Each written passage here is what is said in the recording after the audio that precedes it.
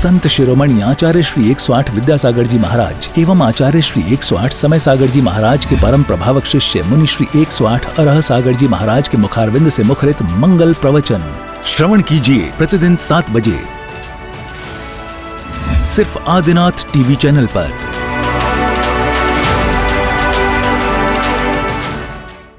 राजस्थान के किशनगढ़ का Tilak stone and arts private limited, जो अपनी चमक दमक के लिए प्रसिद्ध है, जहां पर मिलता है हर प्रकार का उच्च क्वालिटी का मार्बल एवं उससे बने उत्पाद, ऐसे ही तिलक ग्रुप परिवार को सौभाग्य मिला है परम पूज्य मुनि श्री अरह सागर जी महाराज के प्रवचन का पुण्यार्जक बनने का।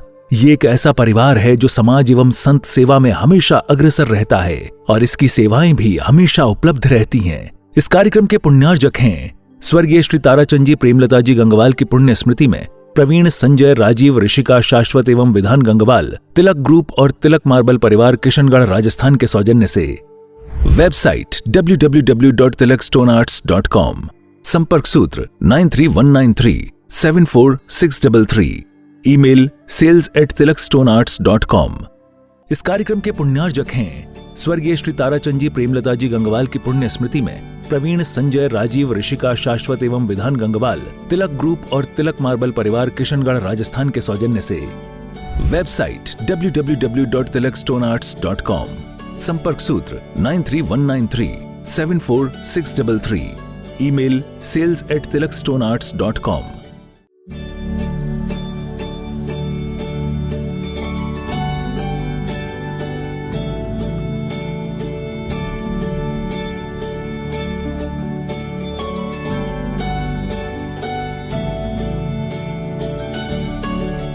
बोले पंच परमेष्टि भगवान की, भगवान महावीर स्वामी की, मुनि सुब्रतनाथ भगवान की, अहिंसा परमो धर्म की, परम पूज्य आचार्य गुरुवर श्री विद्यासागर जी महाराज की, परम पूज्य आचार्य श्री समय सागर जी महाराज की, परम पूज्य सुंदर सागर जी महाराज की, परम पूज्य सुधा सागर जी महाराज की। हम सभी जिन शासन के अनुयायी आज भगवान मुनि सुब्रतनाथ चैत्यालय में हम अपनी भक्ति कर रहे हैं, सच्चा धर्मात्मा वही कहलाता है जिसके हृदय में देव शास्त्र गुरु और धर्म के प्रति सच्चा श्रद्धान होता है। देव के प्रति, गुरु के प्रति, धर्म के प्रति और जिनवाणी के प्रति जिस व्यक्ति के हृदय में श्रद्धान होता है, विश्वास होता है, आचार्य भगवंत कहते हैं उसी के हृदय में सम्यक दर्शन के गुण प्रकट होते हैं। यदि हमारे पास श्रद्धा है तो तुम्हारा उद्धार होगा ही होगा। ऐसा हम शास्त्रों में पढ़ते हैं। जिसे नमोकार मंत्र भी नहीं आता था, लेकिन उसने इतना ही कहा था, आड़म ताड़म कछु नहीं जाड़म, सेठ वचन प्रमाणम। एक कहानी आपको पता है? एक कहानी कब घटी, कहां पर घटित हुई, इसका हमें पता नहीं है, लेकिन ये कथ्य बड़ा सत्य है। यदि आपको देव शास्त्र गुरु के प्रति विश्वास और श्रद्धान है तो निश्चित हमारे जीवन का कल्याण सुनिश्चित है। सेठ वचन प्रमाणम, अंजन निरंजन बन गया। हम अभी मनोरंजन में अटके हुए हैं। सुन रहे हो ना आप लोग पुजारियों? ध्यान से सुनो, बड़े काम की बात है। एक बार ऐसा हुआ, एक व्यक्ति अपने परिवार में कहा करता था कि देखो ये बड़ी काम की चीज है, इसे संभाल करके रखना। बार बार पिताजी अपने बेटे से कहा करते थे कि देखो ये काम की चीज है, संभाल के रखना, ये काम की चीज है, संभाल के रखना। आप लोग भी अपने परिवार में बच्चों से कहते होंगे कि देखो ये काम की चीज है, संभाल के रखना। ऐसे ही वो पिताजी अपने बेटे से कहा करते थे काम की चीजें संभाल के रखना। एक दिन उसका मन ऊब गया कि बार बार कहते हैं कि काम की चीज है, कुछ काम में आती नहीं हो, काम की चीज है। एक दिन उसका मन ऊब गया, उस चीज को उठा करके, वस्तु को उठा करके जाके तो उसने बाहर कचड़े घर में फेंक दिया। मैं आप लोगों से कह रहा हूं कि काम की चीजें जरूर सुनना, और यदि तुम्हारे मन में कचड़ा भरा हो तो उसको जाकर के वो बाहर नगर पालिका की गाड़ी कह रही है, गाड़ी वाला आया कचड़ा तो निकाल, गाड़ी वाला आया कचड़ा तो निकाल। यदि दिमाग में तुम्हारे कचड़ा भरा हो तो जरूर निकाल देना। मुनि सुब्रतनाथ भगवान कह रहे हैं आप लोगों से। तो मैं कह रहा हूं कि ध्यान से सुनना, बड़ी काम की चीज है।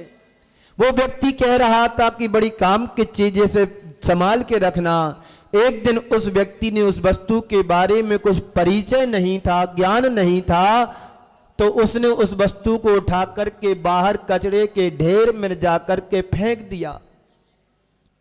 एक दिन वहां से एक राहगीर निकला। उस राहगीर की दृष्टि उस वस्तु पर पड़ती है और देखता क्या है, तो बड़ी काम की चीज है। आप लोगों का भी मन ऐसा हो जाता है, कहीं कबाड़ खाने में कोई चीज पड़ी हो और देखते ही मन हो जाता कि तो बड़ी काम की चीज है। अभी मैं सोनी जी की नसिया में रुका था, 2 बार गया मैं वहां पर बहुत सारी चीजें ऐसी हैं, फर्नीचर के रूप में, टेबल के रूप में, कुर्सी के रूप में, जो आज से 170 वर्ष पहले भागचंद जी सोनी ने बड़े जतन से बनवाई थी। वो चीजें आज देखते हैं कि ना वो मिस्त्री है, ना वो बनाने वाला है, ना बनवाने वाला है, लेकिन वस्तु आज भी वहीं पर है, बड़े काम की चीज है। तो वो राहगीर वहां से निकलता है, देखता है कि ये बड़ी काम की चीज है, उठाता है, पलटता है, देखता है, और देखता क्या है, तो बीड़ा है। बीड़ा क्या है ये? आपके हाथ में भी बीड़ा होगी, पर आपको अपनी बीड़ा का ज्ञान नहीं है, आपकी अपनी बीड़ा की पहचान नहीं है, आपको अपनी बीड़ा पर विश्वास और श्रद्धान भी नहीं है। जिस दिन तुम्हें अपनी बीड़ा पर श्रद्धान और विश्वास जम जाएगा, उस दिन तुम्हारे अंदर की आत्मा परमात्मा जरूर बनेगी। वो क्या थी? बीड़ा थी। बीड़ा के तार टूटे थे, उस व्यक्ति ने उठाया, पलटा, देखा, तार से तार को जोड़ा, उंगलियों का स्पंदन दिया, वहां से संगीत फूटने लगा। बड़े काम की चीज है, इसे संभाल करके रखना। तुम्हारे पास तुम्हारा जीवन है, जीवन तुम्हारा एक बीड़ा की तरह है, पर मजे की बात तो है सबके तार टूटे हुए हैं, बीड़ा तो है। जितने यहां पर बैठे हैं अपने अपने तार देख लेना, टूटे हैं कि जुड़े हैं। यदि तुम्हारे तार टूटे हैं तो जोड़ने का प्रयास करना, और तार यदि जुड़े हुए हैं तो उंगलियों से परिस्पंदन देना, तो तुम्हारे अंदर से संगीत निकलेगा। वो संगीत तुम्हारे हृदय को झंकृत करेगा, फिर तुम्हारे अंदर सम्यक दर्शन स्फुटित होगा।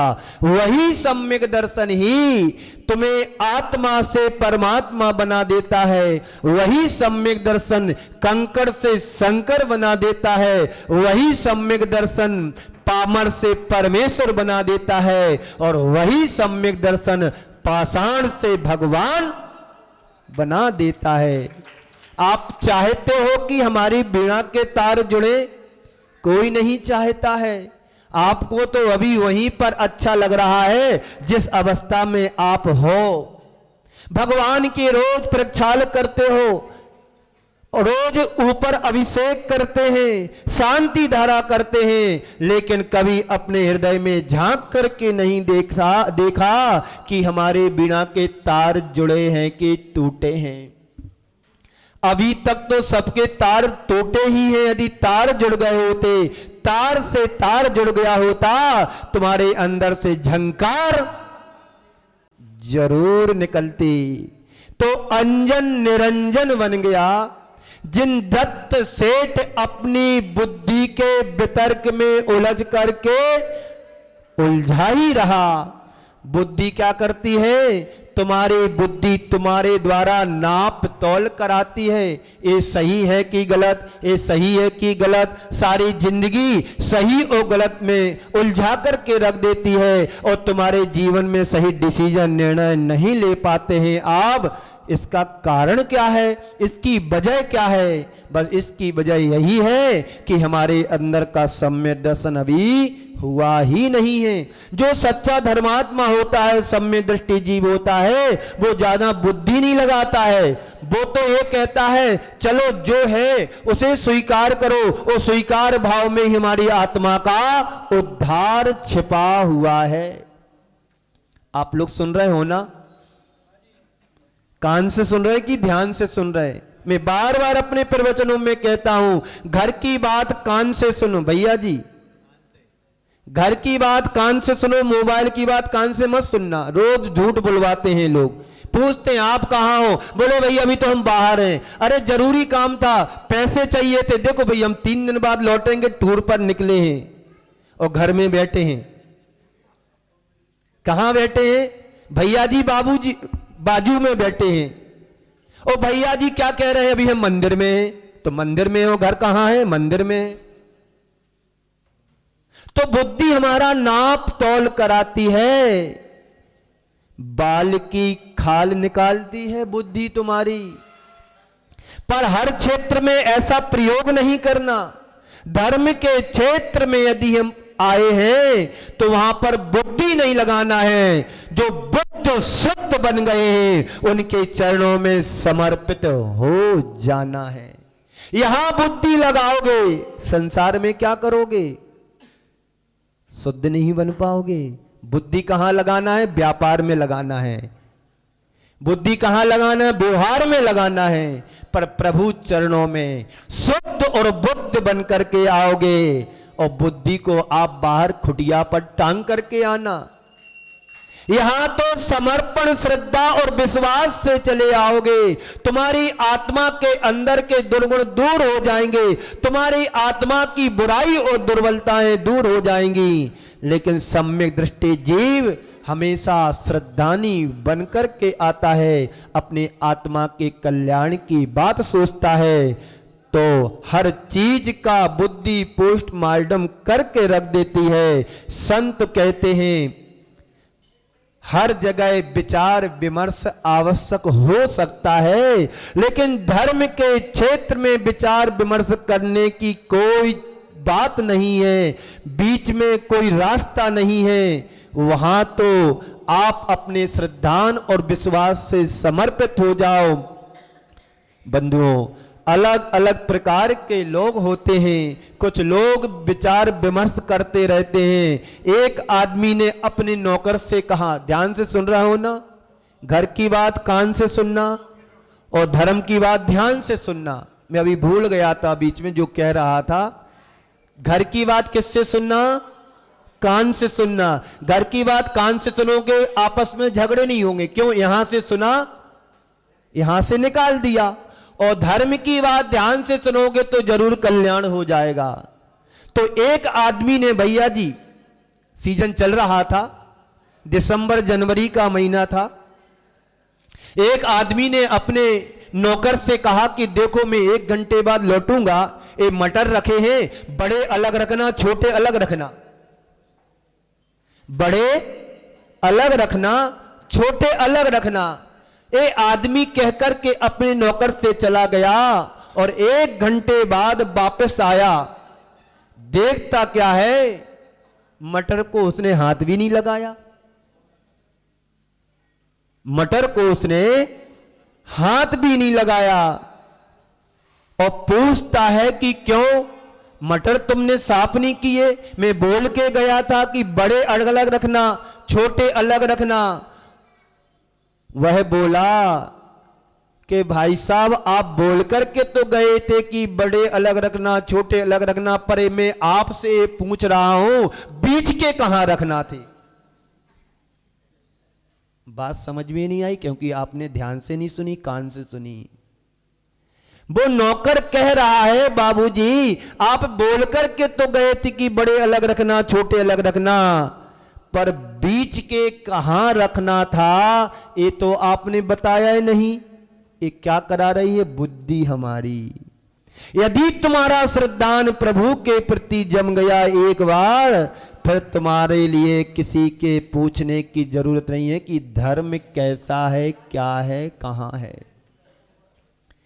पर मैं आपसे कहना चाहता हूं लोग ज्यादातर विचार विमर्श करने में ही लगे रहते हैं। यह स्थिति मनुष्य के जीवन की है, फिर वह कहीं का नहीं रहता है।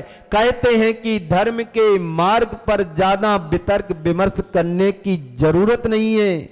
एक बार मार्ग को देख लो, बेखटक उस मार्ग पर चलना शुरू कर दो। विश्वास अगर किसी के प्रति जम गया तो फिर ज्यादा सोचने विमर्श करने की जरूरत नहीं पड़ती है। इसके अलावा आप कोई रास्ता नहीं है, मार्ग दूसरा नहीं है। यह आंतरिक श्रद्धान हमारे हृदय में होना चाहिए, चाहे धर्म हो, चाहे गुरु हो, चाहे शास्त्र हो, चाहे प्रभु हो। मैं आपसे एक बात पूछता हूं, आपका विश्वास आपकी पत्नी के ऊपर रहता है कि नहीं रहता? बोलो। आपको खाना बना करके खिलाती है, आपको चाय दूध भी देती है ना आपका विश्वास? कहीं उसने जहर मिला दिया तो? कहीं उसने खाने में चाय दूध में जहर मिला दिया, विश्वास है ना तुम्हारा? जितना विश्वास तुम्हारा पत्नी के ऊपर है, काश यदि तुम्हारा विश्वास श्रद्धान परमात्मा के ऊपर हो जाए तो इसी भाव में तुम्हें मुक्ति मिल सकती है। दूसरी बात, विश्वास अभी है, पक्का है। दीपावली का समय था, पति सफाई कर रहा था। सफाई करते करते 30 बरस पहले उसके हाथ में पत्नी से लाई हुई डायरी हाथ में लग गई। उस डायरी में लिखा था, एक पेपर पत्र रखा था जो अपने पहले किसी से प्यार करती थी। पढ़ते ही उसे लगा ये बात है जिसको मैं जान से चाहता हूं, प्यार करता हूं, ये तो किसी और से करती थी। पत्नी वही है, घर वही है, पति वही है, तुम्हारा श्रद्धान कहां चला गया? विश्वास कहां चला गया? यदि तुम्हारा सच्चा विश्वास पत्नी के ऊपर होता तो ये तनातनी नहीं होती। सबके साथ ऐसा होता है, लेकिन जिसके प्रति एक बार श्रद्धान जम गया, विश्वास जम गया, मार्ग यही है, इसी प्रकार का है, अंड और अन्य प्रकार का नहीं है। कल मैंने कहा था सम्यक दर्शन के बारे में, इदमेवे दृश्यमेवे तत्वम नान्यम न चान्यता इत कंपाय साम भोव सन्मार्ग असंस्या रुचि। आचार्य समंत्र भद्र महाराज हम सबको संबोधित करते हुए कह रहे हैं, मार्ग यही है, तत्व यही है, ऐसा है, इसी प्रकार का है, अन्य और अन्य प्रकार का नहीं है।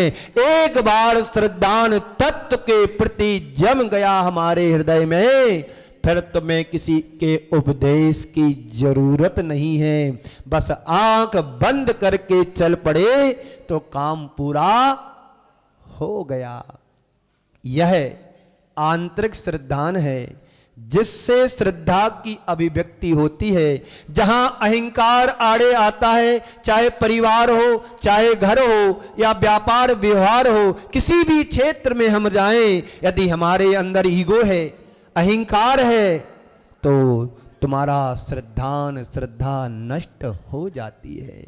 और जहां श्रद्धा होती है वहां अहंकार नष्ट हो जाता है। महानुभाव, श्रद्धा ही वह द्वार है जिसके बल पर हम मोक्ष के मार्ग पर चल सकते हैं और प्रभु के दरबार तक पहुंच सकते हैं। परमात्मा के प्रसाद तक वही पहुंच सकता है, प्रसाद तक जिसके हृदय में श्रद्धा का दीप जल गया हो।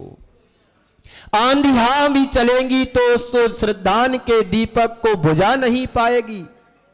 अपने भीतर के परमात्मा के यदि हम दर्शन करना चाहते हैं तो केवल श्रद्धा के द्वार से होकर के ही संभव है। इसलिए धर्म की शुरुआत इसी श्रद्धान से होती है, इसके अलावा कोई दूसरा मार्ग नहीं है। मार्गी बहुत हैं, मार्ग भी बहुत हैं, लेकिन धर्म तो हम सबका एक ही है। कहा जाता है श्रद्धा के बिना कुछ भी संभव नहीं। ध्यान से सुनना, श्रद्धा के बिना कुछ भी संभव नहीं और श्रद्धालु के बिना कुछ भी असंभव नहीं। बात समझ में आई? समझ में आई हो तो तालियां जरूर बजाते। फिर से दोहराता हूं, कहा जाता है श्रद्धा के बिना कुछ भी संभव नहीं है और श्रद्धालु के बिना कुछ भी असंभव नहीं है।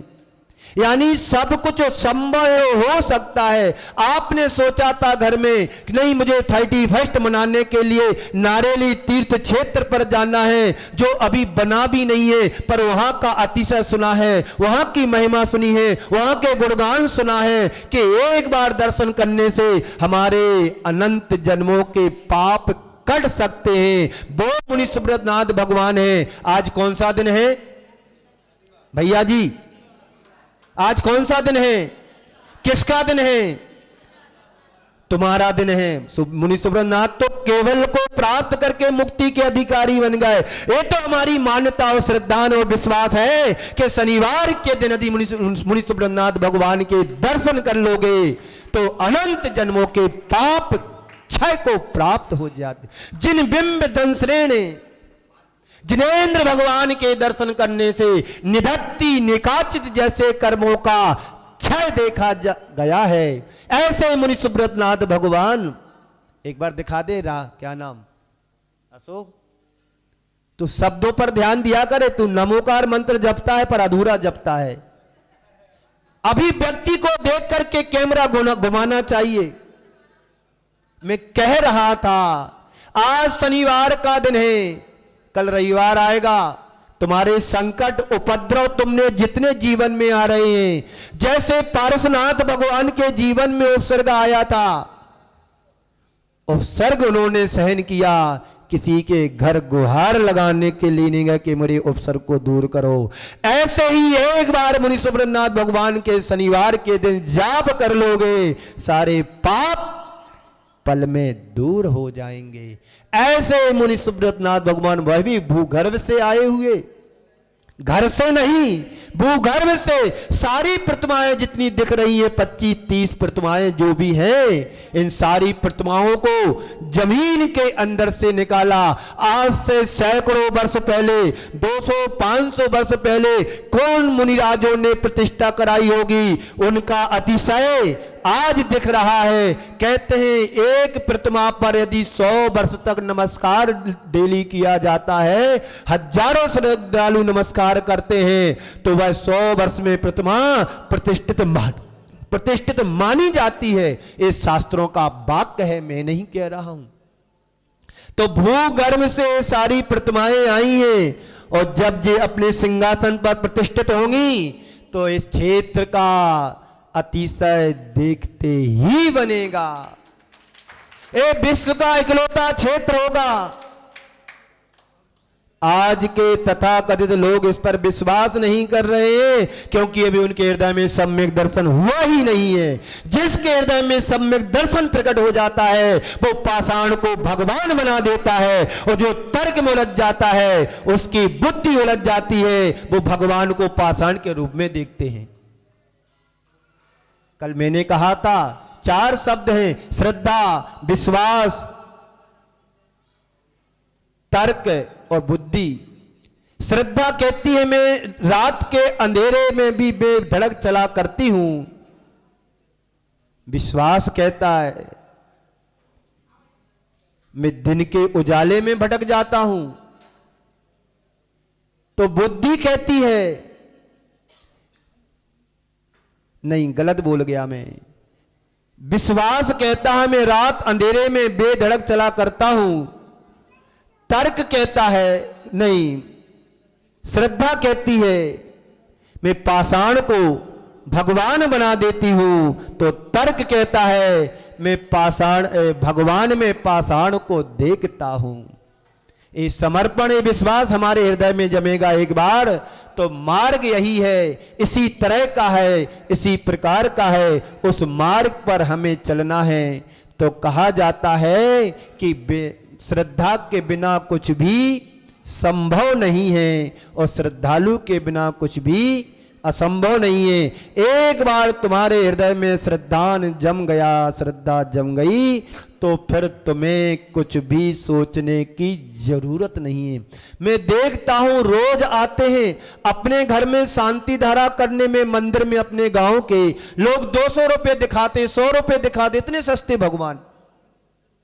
सुन रहे हो ना भैया जी, मैं तो हर गांव में जाता हूं, वहां की परंपरा को देखता हूं, बोले यही चलता है, यहां पर इतना ही देते, रोज करना है।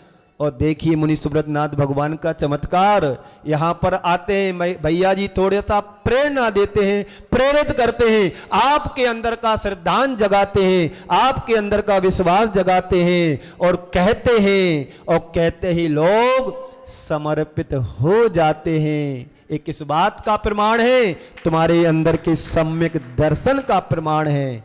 और 1,11,000 रुपए की शांति धारा मुनि सुब्रतनाथ भगवान पर रोज होती है। ये किसका प्रमाण है?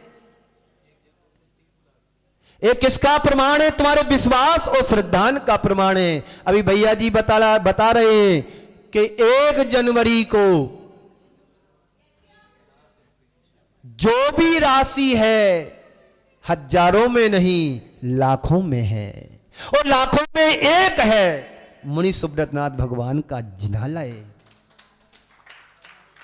जो अभी निर्माणाधीन है। अभी जब भगवान अपने कमलासन पर बैठेंगे, इसका चमत्कार देखते ही बनेगा। एक दिन मैं सुन रहा था, कोई सुना रहा था कि मेरी लिस्ट में सबसे ऊपर नाम फाइल आ गई है नारीली के पंच कल्याणक की। यदि आपकी फाइल भी कहीं दबी हो कोर्ट कचहरी की, तो एक बार भगवान के दर्शन कर जा, तुम्हारी फाइल भी ऊपर। ताली तो बजा दो, आपकी फाइल भी ऊपर आ जाएगी। ये गुरुओं का श्रद्धान, ये विश्वास देव साध गुरु के प्रति यदि तुम्हारे हृदय में है तो निश्चित बिगड़े काम जरूर बनेंगे। मैं पूज्य प्रमाण सागर जी के पास था जब मैं 2021 में गुरुदेव ने एक मंत्र भेजा था, ओम ह्रीम अरम नमो लोए सब सिद्धाय दड़ाड़म मनोवांचे सिद्धि दायकम भवतु। इस मंत्र की यदि तुमने सच्चे श्रद्धा से 3 माह तक जाप कर ली तो तुम्हारे बिगड़े काम बनने वाले ही हैं। कोई संशय नहीं, कोई डाउट नहीं, सब क्लियर हो जाएगा। ये वो मंत्र है 64 रिद्धि मंत्रों में से कि एक बार इसकी जाप करो प्रतिदिन श्रद्धा के साथ, भक्ति के साथ, समर्पण के साथ, विश्वास के साथ। 90 दिन पूरे होते होते तुम्हारे अंदर चमत्कार दिखने लगेगा। चाहे कोर्ट कचहरी का काम हो, चाहे आपसी डिस्ट्रीब्यूट हो या कोई कॉम्बिनेशन गैप हो, जरूर बनेंगे। ओम ह्रीम अरम नमो लोए सब सिद्धाय दड़ाणम मनोवांच सिद्धि दायकम भवतु। ये गुरुदेव का दिया हुआ मंत्र है। जब कोरोना फैल रहा था, गुरुदेव ने कहा था सुख शांति समृद्धि चाहते हो, सभी का कल्याण हो, सभी सुरक्षित रहे, सभी स्वस्थ रहे, सभी मस्त रहे, सही व्यस्त रहे, इस मंत्र की जाप करो। हम उस समय में गुणायतन सिकरजी में था, उस समय मंत्र आया, प्रमाण साहिब का मैसेज आया, उस मंत्र को हम लोगों ने जाप किया और गुरुदेव के लिए शुभकामना के साथ कि स्वस्थ रहे हमारे गुरुदेव। ये मंत्र बड़ा पावरफुल मंत्र है, इस मंत्र का आप लोग सभी जाप करें। मंत्र सभी अच्छे होते हैं, लेकिन जिसके साथ तुम्हारा विश्वास और श्रद्धांजलि जुड़ जाता है वही तुम्हारा काम करता है। एक पंडित जी थे, रोज प्रवचन करते थे, मेरे से भी अच्छे। पंडित जी बाजू में बैठे हैं ना, वो दूसरे पंडित जी थे, रोज प्रवचन करते थे, पर उनकी आदत थी जब तक दूध ना पिए तब तक वो प्रवचन करने नहीं जाते थे। जब तक दूध ना पिए तब तक प्रवचन करने नहीं जाते थे। रोज ग्वाला आता था, समय पर दूध देके जाता था, कभी लेट हो जाता था तो पंडित जी से क्षमा याचना करता था, पंडित जी कल से समय से आऊंगा, क्षमा कर दो। पंडित जी उसे क्षमा कर देते थे और वो ग्वाला कहकर के जाता था, ठीक है कल जल्दी से आ जाऊंगा। बारिश का समय आया, बारिश का समय आया, नदी पर पुल नहीं था, नदी रास्ते में पड़ती थी। जब पानी आ गया नदी में तब वो आए कैसे आए? नाविक भी आया तो कभी जल्दी आ जाता, कभी देर से आता, जैसे कभी साउंड वाला जल्दी आ जाता, कभी आता ही नहीं है, कभी देर से आता। तो मैं भी सोच लेता हूं कि हो सकता बारिश हो रही हो सकता पानी आ गया हो नदी में। तो ऐसे ही ग्वाले के साथ होता था, नाविक जल्दी आ गया तो दूध समय पर आ गया और नहीं आया तो लेट आया। अब एक दिन की बात है, पंडित जी इंतजार करते करते प्रवचन के लिए चले गए, नाविक लेट आया, ग्वाला आया, पंडित जी प्रवचन दे रहे थे, आकर के दूर बैठ गया और पंडित जी का प्रवचन सुनने लगा। जैसे सुभाष चंद्र जी दिल्ली वाले हमारे सामने बैठे हैं, दिल्ली से आए हैं, बड़े मुनि भक्त हैं, पिछले 5 वर्षों से मेरे से जुड़े हुए हैं। सुभाष जी बड़े भक्त हैं, 24 घंटे जाप करते रहते हैं नमोकार मंत्र की और जगह जगह जाकर के अपना धर्म ध्यान करते रहते हैं। अभी नए वर्ष में यहां पर आए थे तो वो ऐसे ही ग्वाला आया, दूर आकर के बैठ गया। पंडित जी का प्रवचन चल रहा था। पंडित जी ने अपने प्रवचन के दौरान कहा कि देखो, जो प्रभु के दर्शन करता है, जो प्रभु की भक्ति करता है, जो प्रभु की पूजा करता है, संसार के प्राणियों को भगवान पार लगा देता है। भगवान की जो भक्ति करता है उसे संसार से पार लगा देता है भगवान। ये बात ग्वाले ने सुन ली, उसे सूत्र मिल गया, उसे मंत्र मिल गया। अरे भगवान की भक्ति करने वाले को भगवान संसार से पार लगा देता है। मेरा तो बहुत विश्वास है पंडित जी के ऊपर। जब भगवान संसार से पार लगा सकता है तो पंडित जी क्या मुझे नदी से पार नहीं लगा सकते हैं? ये विश्वास उसके हृदय में था और दूध उसने दिया और वापस नदी के पास गया।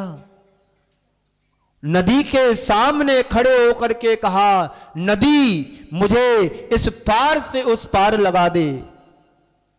नदी में पैर रखा और ऐसे ग्वाला चलने लगा जैसे कोई व्यक्ति सड़क पर दौड़ लगाता है। अब रोज का क्रम उसका बन गया, नदी पर जाए और नदी से प्रार्थना करे, नदी मुझे पार लगा दे। जब दूध समय पर आने लगा, पंडित जी को दूध समय से मिलने लगा, पंडित जी बड़े खुश हुए।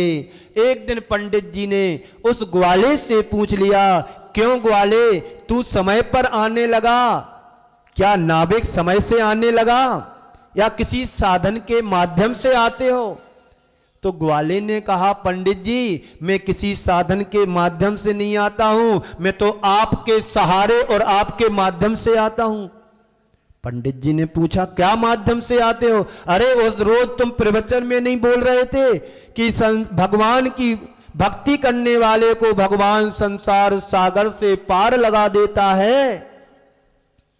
तो मैंने सोचा जब भगवान की सेवा करने वाले भगवान की भक्ति करने वाले को संसार से पार लगा सकता है व्यक्ति के लिए, तो मैं तो आपकी भक्ति पूजा पाठ करता हूं, क्या मुझे नदी संसार से पार नहीं लगा सकती है? नदी से पार नहीं लगा सकते भगवान? तो मैं तो नदी के किनारे जाता हूं और भगवान का नाम लेता हूं और नदी मुझे पार लगा देती है। मैं तो आपके सहारे आता हूं। पंडित जी को विश्वास नहीं जम रहा था कि ऐसा भी हो सकता है। पंडित जी ने बार बार कहा कि तू सच बोल रहा है? हाँ सच बोल रहा हूं। पंडित जी चलो मैं तुमको दिखाता हूं, तुम्हें भी पार लगाएंगे, पहले मुझे बाद में लगाएंगे, क्योंकि आप भगवान के इतने अच्छे प्रवचन देते हो, भक्ति कराते हो, आप तो हमसे भी ज्यादा ज्ञानी हो। चलो मेरे साथ पंडित जी चलो, मैं आपको पार लगाता हूं, नदी आपको पहले पार लगाएगी। ग्वाले के बार बार कहने से पंडित जी जाते हैं और वो ग्वाला नदी के किनारे जाकर के निवेदन करता है, भगवान को नमस्कार करता है, भगवान मुझे पार लगा दो नदी से। वो तो नदी पर चलने लगा, बार बार पंडित जी को बुला रहा, पंडित जी आइएगा, आपको भी पार लगाएंगे, पंडित जी आइएगा। पंडित जी ग्वाले की बार बार बात सुनकर के चलते हैं, नदी में पैर जैसे ही रखते हैं क्या होता है? पंडित जी धम्म से डूब जाते हैं। पंडित जी अपनी जान बचा करके बाहर आते हैं, कसम भगवान की अब नदी में कभी पैर नहीं रखूंगा। मैं तो कहने के लिए पंडित था, सच्चा ज्ञान सच्चा श्रद्धांत तो इस ग्वाले का है, मैं तो मात्र कहने को पंडित जी हूं। मैं आपसे पूछना चाहता हूं, उसे पार किसने कराया? भगवान ने कराया। इसी मंगल भावना के साथ पूज्य गुरुदेव के चरणों में नमन अर्पित करता हूं, मैं अपनी वाणी को विराम देता हूं। बोलिए परम पूज्य आचार्य गुरुवर श्री विद्यासागर जी महाराज की। इस कार्यक्रम के पुण्यार्जक थे स्वर्गीय श्री ताराचंद जी प्रेमलता जी गंगवाल की पुण्य स्मृति में प्रवीण, संजय, राजीव, ऋषिका, शाश्वत एवं विधान गंगवाल तिलक ग्रुप और तिलक मार्बल परिवार किशनगढ़ राजस्थान के सौजन्य से। वेबसाइट www.tilakstonearts.com, संपर्क सूत्र 9319374633, ईमेल sales@tilakstonearts.com। संत शिरोमणि आचार्य श्री 108 विद्यासागर जी महाराज एवं आचार्य श्री 108 समय सागर जी महाराज के परम प्रभावक शिष्य मुनि श्री 108 अरह सागर जी महाराज के मुखारविंद से मुखरित मंगल प्रवचन श्रवण कीजिए प्रतिदिन 7 बजे सिर्फ आदिनाथ टीवी चैनल पर।